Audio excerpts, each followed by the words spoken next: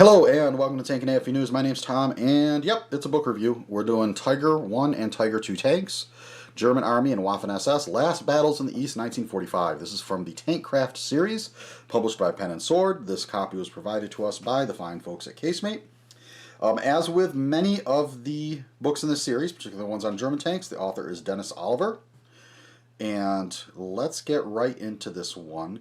Now, actually, before we do that, let's just point out that this one, as the title implies, is not the only book they've published on Tiger 1 and Tiger 2 tanks, but this one specifically is covering them in the Last Battles of the East, 1945. And the reason they do that is I think there's such an interest in late war German tanks for people building models that it makes sense for them to divide up and cover the different time periods in different specific books.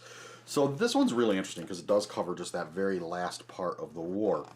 So we've got our index and description there on the front, and usual layout for these books. So we have the historical information in the front, along with a nice map here, timeline, and historic photos, and real specific timeline, because by this point of the war, I mean, there never were a lot of Tiger tanks available, and they were always used in, not all of them, but mostly used in independent heavy tank battalions.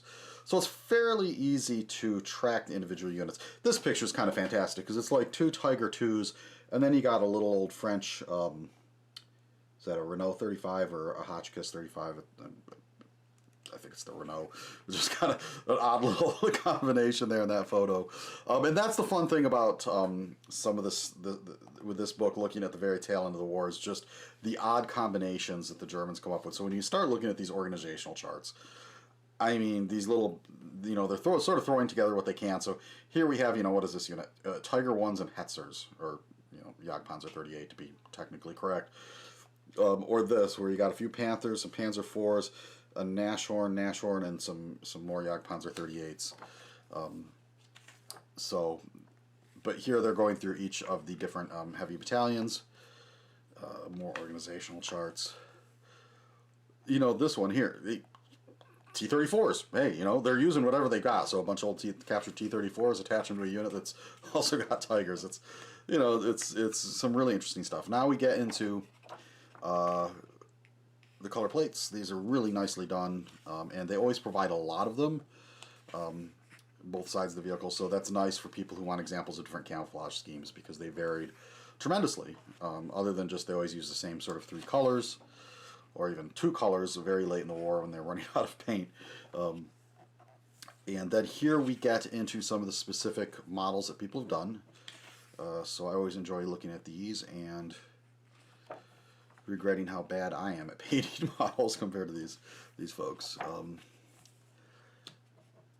This one here is particularly gorgeous. It's got all this interior detail. It's the amount of time that somebody would put on making that is pretty impressive.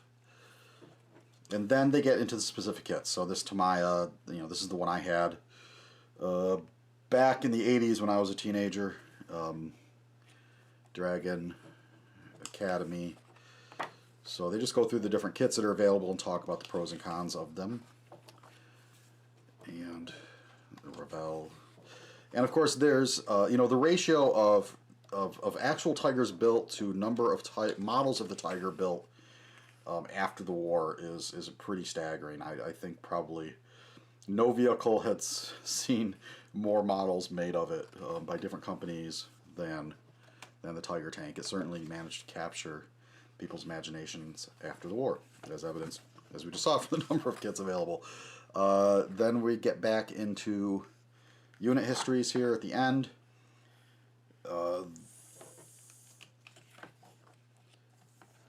Some more examples of these sort of very late war little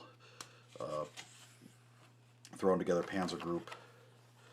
This one in particular is kind of amazing. You've got a Tiger 2, two Panzer 4s and a Panzer 3, four Panthers, and then the last group here, two Shermans, a Hummel, the ammunition carrier version with the drilling 1.5 centimeter tri-mount anti-aircraft gun, and a Nashorn. That is a truly thrown together. That's Panzer Company Kummersdorf. This is a great little example there. And then we have some photos in the end here as they finish up on the unit history, and then some technical description, detail stuff at the end here that's going to be of interest to modelers as they finish up their kits. So that is this one. As you can see on the end here, they sort of end with other books available in the series. And that is Tiger 1 and 2, German Army and Waffen-SS, Last Battles of the East. $24.95 in the United States, in the UK $16.99 in terms of pounds. And you probably find it a little cheaper online, I bet. Or you can go buy it, see if you can get it at your local hobby shop, help them out.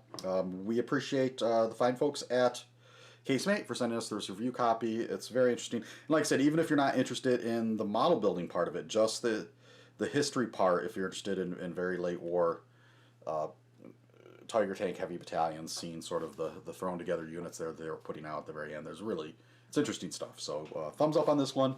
And again, we will catch you on the next one.